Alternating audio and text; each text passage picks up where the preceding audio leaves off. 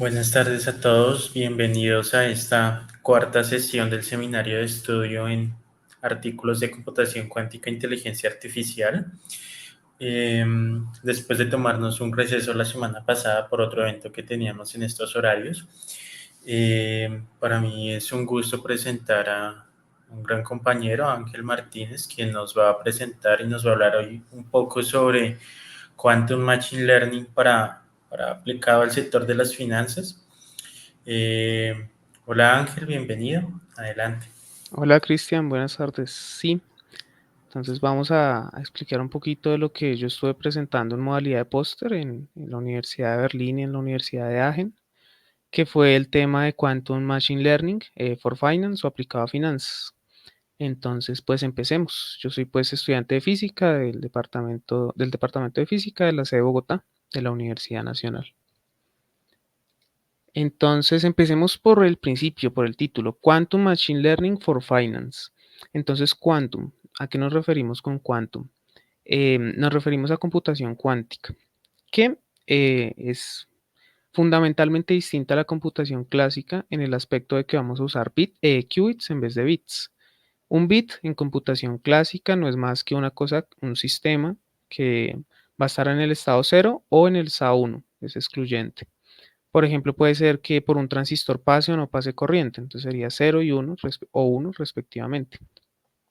En cambio, en un computador cuántico vamos a tener un sistema en el que tenemos tanto el estado 0 como el estado 1 y podemos tener una superposición de ambos. Entonces, nuevamente esto puede ser cualquier sistema físico al que se le apliquen las leyes cuánticas, entonces tiene que ser algo muy pequeño. Por ejemplo, un fotón, por ejemplo, un átomo, ¿sí? Podemos tener cualquier sistema que se le apliquen las leyes de la mecánica cuántica.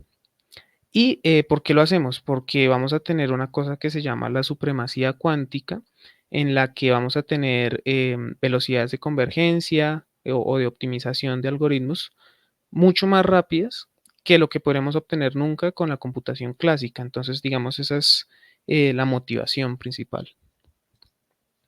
Ahora vamos a Machine Learning. ¿A qué nos vamos a referir con Machine Learning? Em, Al igual que en la computación clásica, lo que vamos a tener es ajuste de parámetros. Entonces, en este caso los parámetros no son más que números. En el caso de la computación cuántica va a ser el ángulo de rotación de ciertas compuertas, ¿sí? Y los vamos a optimizar de qué manera, en base a una función de pérdida que vamos a definir, que es una función matemática, que lo que queremos es optimizar, lo que queremos hacer es llevarla a cero. Y entonces, esos son como las tres cosas fundamentales de Machine Learning. Parámetros, función de pérdida y optimización. ¿Y por qué resulta tan útil en la computación cuántica? Resulta que en la actualidad los computadores cuánticos todavía no tienen como suficiente robustez en términos de errores, ni suficiente número de qubits, en especial qubits lógicos, para ejecutar algoritmos y entonces no podemos ejecutar circuitos demasiado grandes. Entonces usar Machine Learning, usar circuitos variacionales se llaman, en los que ajustamos parámetros, puede ayudar a cortar bastante el circuito, ¿sí?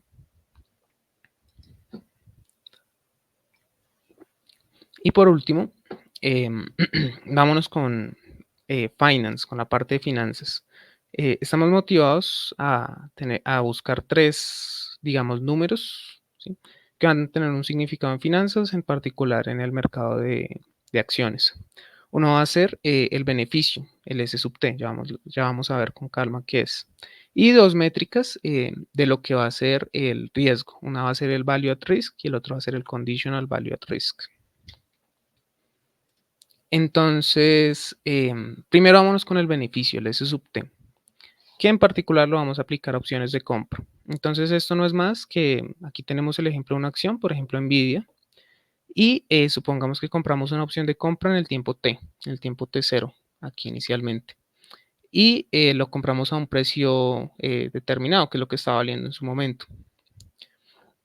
Lo que vamos a hacer en la opción de compra es una especie de apuesta. Vamos a hacer la opción de compra a un precio K, que es la línea verde que tenemos acá. Y nosotros lo que esperamos es que el precio S sub T, que es el precio en el tiempo final, sea mayor que ese precio K. ¿Cuál es el objetivo principal? Es determinar qué va a hacer ese subt, ¿sí? Predecir el mercado. Ver si la acción va a subir, qué tanto va a subir, o si va a bajar, qué tanto va a bajar, si vale la pena o no, y a qué precio K sería un precio justo para sacarle beneficio, ¿sí? Entonces, ese va a ser una de las principales motivaciones. Y las otras dos corresponden con el riesgo. Entonces, vamos a tener dos métricas. Una es el Value at Risk, VAR por sus siglas en inglés, que lo que va a hacer es cuantificar el nivel de pérdida dentro de un cierto intervalo, ¿sí? Dentro de un cierto intervalo de confianza, por ejemplo el 95%. Yo quisiera saber dentro de ese intervalo, que sería como las condiciones normales del mercado, cuánto podría llegar a perder, ¿sí? Entonces, cuánto es el riesgo que yo estoy dispuesto a asumir básicamente. Por otro lado tenemos el Conditional Value at Risk, y entonces ahí lo que vamos a tener es uno que va más allá, una métrica que va más allá que el VAR, que es el CVAR. Entonces, lo que tenemos es cuánto podría yo llegar a perder más allá del intervalo de confianza, es decir, en el peor de los casos. ¿Sí? En un caso muy atípico que colapsa la bolsa por algún suceso extraordinario, algo que sucede, ¿cuánto podría yo llegar a perder? ¿Sí? Este se usa menos, pero pues nos da una idea del peor caso, del peor escenario. Y entonces la cuestión es cómo hacerlo, ¿sí? Vamos a centrarnos particularmente en este algoritmo. Y es primero vamos a cargar la distribución de probabilidad de las variables aleatorias de lo que queremos medir. Entonces puede ser el S sub t, que es el beneficio, puede ser el VAR o puede ser el C-VAR, ¿sí? Cargamos esa distribución en un computador cuántico. Luego vamos a construir un circuito que va a representar la función que modela esa variable aleatoria. Y por último, lo que queremos encontrar es el valor esperado de esa función. ¿Cómo encontrar ese valor esperado? Esa es la cuestión fundamental. Normalmente, en computación clásica, lo que se usan son algoritmos de Monte Carlo. Y entonces estos algoritmos requieren muchísima computación para tener unos intervalos de confianza relativamente buenos. Entonces, es ahí donde surge la idea de usar computación cuántica, porque recordemos que lo que habíamos visto al inicio, la computación cuántica suele ofrecer ratios de convergencia más rápidos que la computación clásica. Entonces vamos a ver lo que podría ofrecernos un algoritmo cuántico. En este caso vamos a ver el algoritmo cuántico de Amplitude Estimation. Entonces AE por sus siglas en inglés. ¿Y en qué consiste? Lo que vamos a tener es un algoritmo en el que vamos a preparar un estado de esta manera. Entonces A, el A que tenemos aquí a la izquierda, va a ser el operador. Entonces, en la práctica, que es el operador, va a ser la forma del circuito. Y luego tenemos el número de qubits va a ser n, y lo que estamos interesados es en cuál es la probabilidad de tener el último qubit o en el estado 0 o en el estado 1. Recordemos que tenemos superposición. Entonces, lo que tenemos aquí es este ket de aquí, que es el 0. Básicamente es tener ese estado y lo que tenemos a la izquierda de él es la probabilidad. Entonces hay un parámetro A, ¿sí? Que es un número. Y ese número nos va a mediar la probabilidad. Fíjense que, por ejemplo, si A fuera 1, entonces raíz de 1 menos A sería raíz de 1 menos 1, sería 0. Entonces tendríamos 100% de probabilidad de encontrar el qubit en el estado 1. Si A fuera otro valor, entonces tendríamos una combinación de 0 y 1. En últimas, queremos tener esto, ¿sí? de esta manera para construir un estimador de A, que lo que nos va a dar es la probabilidad de tener en el momento de medir el circuito cuántico o 0 o 1. Ahora queremos conectar eso con cómo obtener el valor esperado de una función f.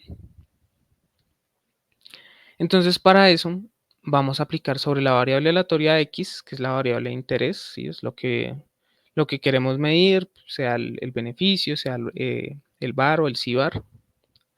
Vamos a aplicarle un operador f, que va a ser el circuito variacional, que van a ser las compuertas que vamos a meter en nuestro circuito, que nos van a permitir encontrar el valor esperado de la función.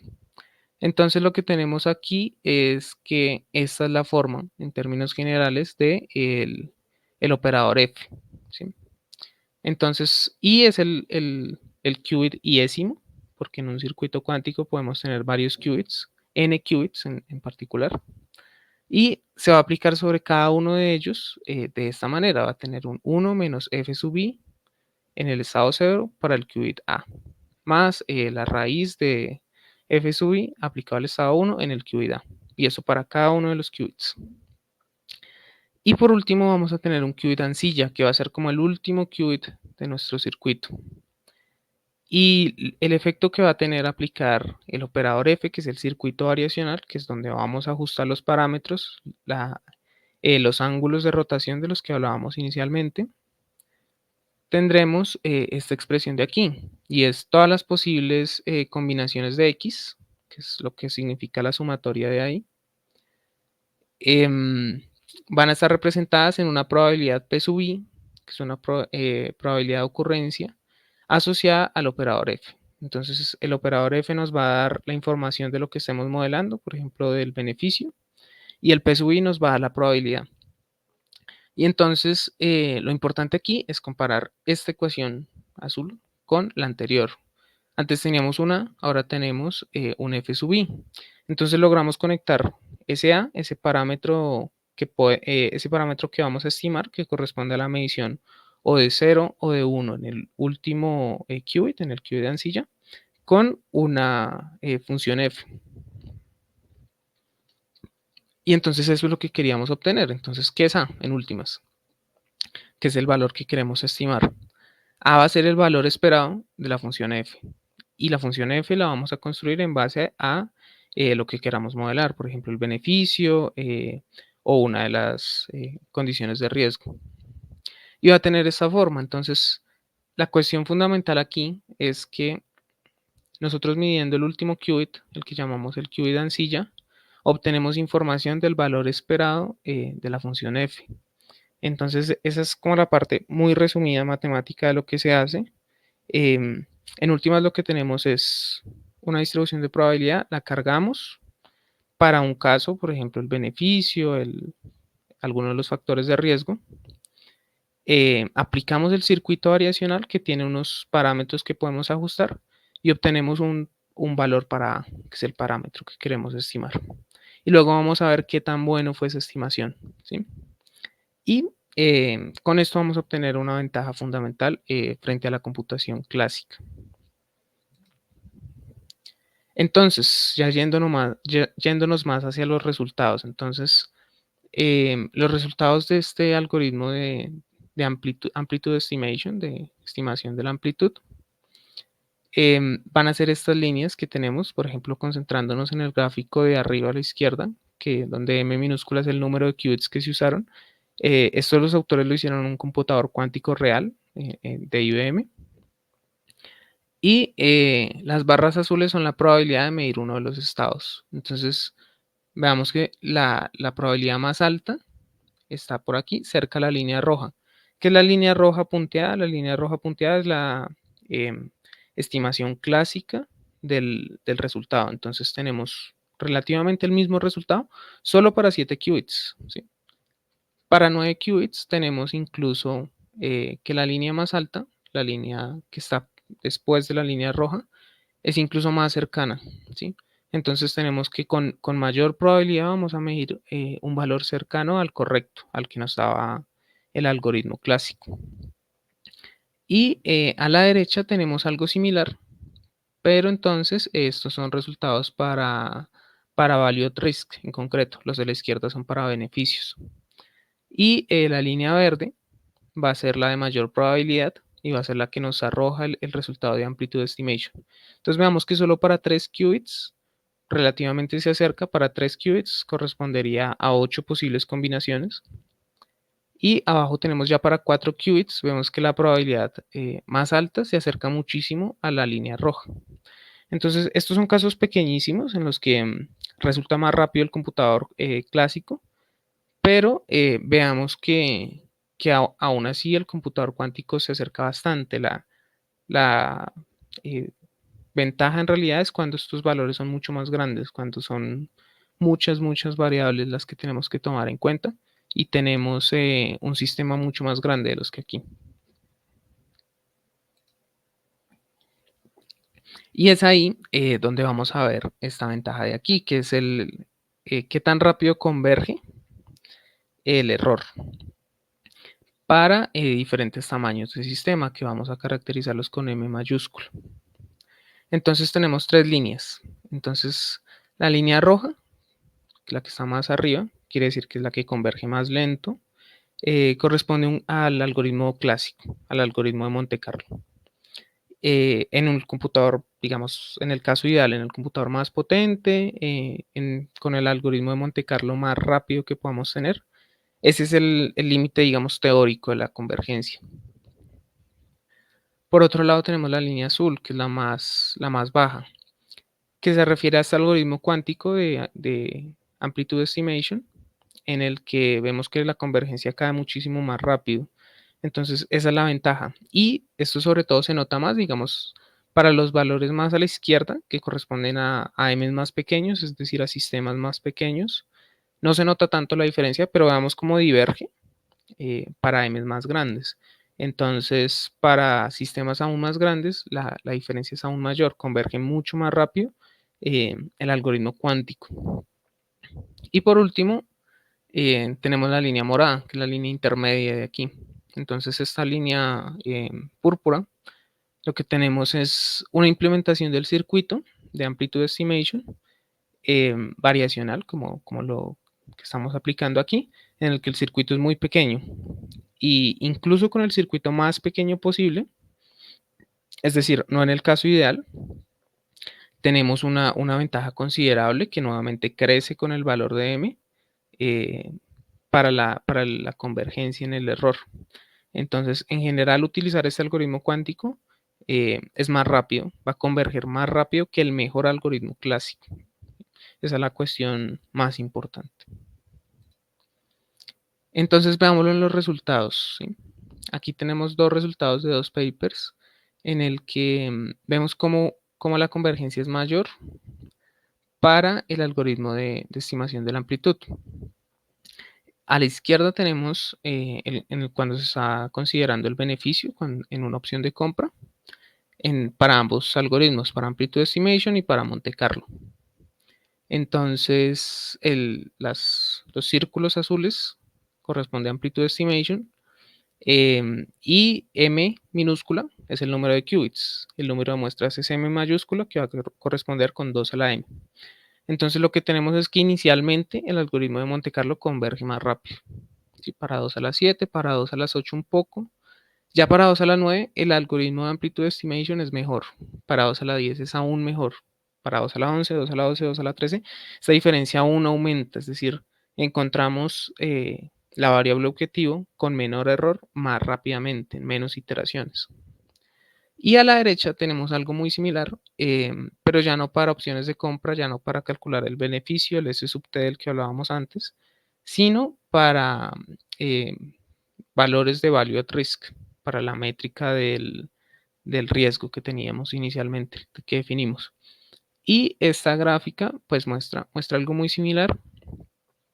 La diferencia aquí es que la línea azul continua corresponde con simulaciones que se hicieron en un computador cuántico real. Y hasta ahí se pudieron y se observó que, por ejemplo, para 2 a la 4 ya converge más rápido el error. Y la línea punteada, ya de 2 a la 5, 2 a la 6 en adelante, corresponde con valores simulados en un computador clásico, pero que simula un computador cuántico, ¿sí? Es decir, ¿por qué hacemos esto? Porque realmente no hay computadores cuánticos aún tan grandes. Y ya vamos a ver por qué, ya vamos para esa cuestión. Pero si pudiésemos llegar a simular eso, pues no a simular, sino a ejecutarlo en un computador cuántico real, la ventaja va a ser cada vez mayor, ¿sí? Que es lo que tenemos ahí.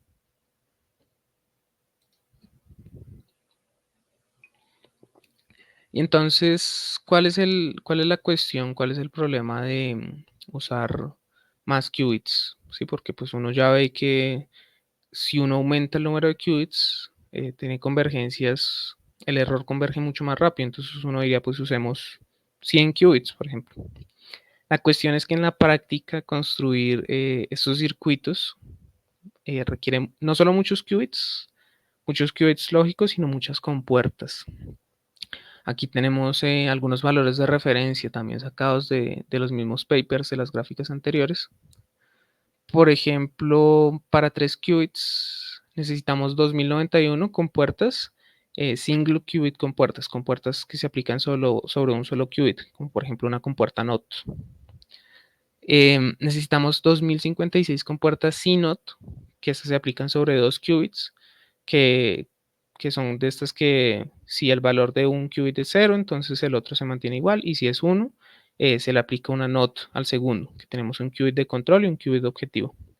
Entonces son 2056 las que necesitamos. Y llegaremos a necesitar 90 compuertas TOEFL, que estas implican 3 qubits, 2 qubits de control y un qubit objetivo. Entonces, pues construir esto ya se imaginarán que en la práctica pues es complicado. Y eso es para 3 qubits, necesitamos más de 4000 compuertas. Ahora, ya valores de referencia, esto escala muy rápido. Entonces, para 5 qubits, para m igual a 5, tenemos más de 23.000 compuertas en total. Y recordemos que, por ejemplo, TOEFL solo necesitamos 378, pero estas se aplican sobre 3 qubits. Entonces, cómo hacer esto en un circuito real, pues es un reto importante. Y para m igual a 7, que son valores que no teníamos, que no se lograron, por ejemplo, en este paper, porque ya implican muchísimas compuertas que ya corresponde con la línea punteada, pues es que necesitaríamos más de 80.000 compuertas. Entonces, es una cantidad bastante elevada. Ese es uno de los primeros, digámoslo, inconvenientes y cosas a solucionar. Pero pues estos papers son relativamente recientes, pero la cosa va escalando muy rápido. Entonces, eh, esos valores que nos parecen hoy bastante grandes podrían no serlo en 5 o 10 años.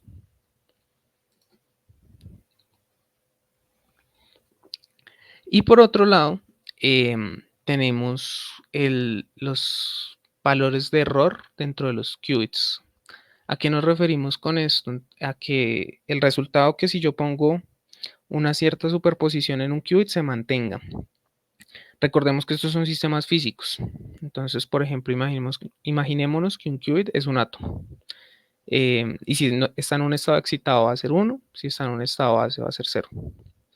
Entonces tenemos dos métricas aquí. Una es el relaxation rate, que es cuánto tiempo pasa antes de que mi sistema físico, por ejemplo un átomo, si yo lo puse en un estado 1, ¿sí? Si yo lo puse en un estado excitado, pues naturalmente ese sistema puede decaer al estado base. Es decir, yo puse un 1 y después de un tiempo aparece un 0. Y lo que queremos es maximizar ese tiempo, ¿sí? Entonces aquí tenemos el inverso del tiempo, por eso están unidades de 1 sobre s en la gráfica B, arriba a la derecha. Y la línea roja corresponde a donde estamos hoy en día, o pues cuando se escribió este paper, que vemos que esto pasa en alrededor de 10 a la 4, 1 sobre s segundos, es decir, después de 10 a la 4 segundos, es posible que ya no tengamos con seguridad lo que yo había puesto inicialmente en mi estado cuántico. Entonces queremos que ese valor, digamos, esa línea roja, que es el estado actual del hardware, se mueva más a la izquierda y tengamos sistemas en que si yo puse un 0, con seguridad, por bastante tiempo, siga teniendo yo un 0 ahí. ¿Sí? Que no, esto también puede deberse a ruido, ya depende de qué computador cuántico estemos usando, qué tecnología. Puede que radiación externa, electromagnética, por ejemplo, interfiera con mi sistema y me cambie los valores. Entonces queremos disminuir ese relaxation rate y pues aún no lo conseguimos. Y el otro valor es el cross-talk strength, que este queremos que vaya hacia 0. Y nuevamente la línea roja es donde nos encontramos hoy en día. Entonces vayámonos al gráfico C, abajo a la derecha. Y lo que tenemos es que este corresponde a un error cuando yo aplico, por ejemplo, una compuerta CNOT y tenía, por ejemplo, un valor 1 en una CNOT en el qubit de control y no me aplicó una compuerta NOT en el otro qubit. ¿Sí? Es un error que sucede al aplicar compuertas de 2 o más qubits, donde básicamente no tengo el resultado esperado. ¿Sí? Entonces queremos que eso no pase, prácticamente pase el 0% de las veces y todavía, digamos, estamos alrededor del 2%. Y a la izquierda lo que tenemos es los dos errores juntos. Entonces tenemos una gráfica de color. En última lo que queremos es acercarnos al 100, o sea, es decir, al verde claro. Arriba a la izquierda queremos movernos en esa dirección, que el hardware sea, los qubits no decaigan solos y yo aplique compuertas sobre 2 o más qubits con completa seguridad, como en un simulador. ¿Sí? Queremos tener esos niveles de confianza en un computador cuántico y hoy en día la computación cuántica está pues en la intersección de esas dos líneas rojas. Queremos movernos mucho más hacia la izquierda y mucho más hacia arriba. Entonces hay ciertos niveles de error que tenemos que bajar si queremos aplicar eh, esto a una escala mucho más realista. Sobre todo, si queremos tener más qubits, ya vimos que no solo tendríamos más qubits, sino más compuertas. Entonces, queremos que la probabilidad de este crosstalk strength sea bastante baja para que pues podamos con seguridad tener el resultado que queremos. Y esas son como las conclusiones a grandes rasgos de lo que estos tres trabajos que se trataron de condensar aquí en esta presentación. Y lo que al final quiero que se queden, los cuatro cosas fundamentales es, se propone un algoritmo que es el Amplitude Estimation, que se puede usar en general para obtener el valor esperado de cualquier función que modele una variable aleatoria. ¿Cuál es la ventaja? Que con este algoritmo cuántico tenemos niveles de convergencia del error mucho más rápidos que los que teníamos con un computador clásico, con un método de Monte Carlo, que es lo que normalmente y hoy en día se usa. Sin embargo, y es la tercera cuestión, pues para aprovechar esa supremacía cuántica, que es como se le conoce, necesitamos utilizar más qubits y todavía no tenemos circuitos tan grandes para ver que esta ventaja realmente valdría la pena y más importante aún para llevarlos a casos reales, para modelar, por ejemplo, valores o beneficios de opciones de compra en el mercado realistas, que pues vamos a meter ahí distribuciones grandísimas, pues porque en un caso real pues vamos a necesitar bastante cómputo. Y por último, también necesitamos que en la práctica de los circuitos cuánticos, los computadores cuánticos, tengan menor, un nivel de error más bajo o algoritmos con mayor tolerancia al error. Por ejemplo, si sabemos que nuestro qubit después de cierto tiempo puede caer a un sistema que no queremos, podemos hacer redundancia, podemos usar varios qubits. Pero entonces allá vamos a usar más qubits físicos que lógicos, porque vamos a tener valores repetidos. Pero pues puede ser una solución. El caso es que necesitamos o reducir los niveles de error o hacer algoritmos más tolerantes al error. Y pues básicamente esto es como una idea, se está haciendo a niveles pequeños, se está mostrando que funciona. Y conforme el hardware avance, puede ser potencialmente, pues, avances que pueden revolucionar bastante el mundo de las finanzas. Y pues ya, a continuación tenemos estos tres papers para quien quiera profundizar. Esto es una pasada de todo lo que se aborda en cada uno de estos papers. Y veamos que son bastante recientes, son de 5 años máximo. Seguramente se han hecho avances y se está avanzando bastante en computación cuántica. Y pues eso fue la presentación de Quantum Machine Learning for Finance. Pues especial agradecimiento al servicio alemán de intercambio académico, que fue lo que nos permitió hacer la visita y visitar allá y a los centros de excelencia y a la Universidad Nacional, claramente. Listo, muchísimas gracias Ángel, realmente me quedó muy claro todo, creo que a la audiencia también, no tenemos preguntas. Para terminar, yo te voy a hacer una pregunta tal vez para aquellas personas que apenas están hablando de Machine Learning, pero aún clásicamente. Eh, no sé si nos puedas explicar un poco si este Quantum Machine Learning funciona de forma similar a esa forma clásica, si tenemos conjuntos de entrenamiento, de testeo, si hay limpiezas de datos, cómo funciona más o menos este Quantum Machine Learning o si es muy diferente al Machine Learning clásico, por llamarlo de alguna manera. Ajá. En últimas, este Quantum Machine Learning, la parte de Machine Learning es exactamente igual a la parte clásica. Lo que tenemos es el mismo procedimiento. Tenemos datos que vamos a cargar, solo que ahora los cargamos en un computador cuántico, si los cargamos en una distribución. Que tenemos que limpiarnos claramente, pues si entra data sucia, pues no van a salir buenos resultados. Y definimos una función de pérdida exactamente igual que en el Machine Learning clásico y es un proceso de optimización, solo que la optimización aquí va a corresponder con variar las compuertas en los computadores cuánticos, no variar pesos como en el caso del Machine Learning clásico, pero la idea es exactamente la misma. ¿Sí? Listo, perfecto, Ángel. Muchísimas gracias por el espacio. Gracias a todos los asistentes. Nos vemos en 8 días, el 12 de septiembre, con dos compañeras más, con Andrea Sánchez y Laura Daniela Becerra del Departamento de Física, quienes van a hablar un poquito sobre temas de visión cuántica para tema de clasificación de partículas. Gracias, Ángel, por acompañarnos hoy. Muchas gracias por la invitación. Hasta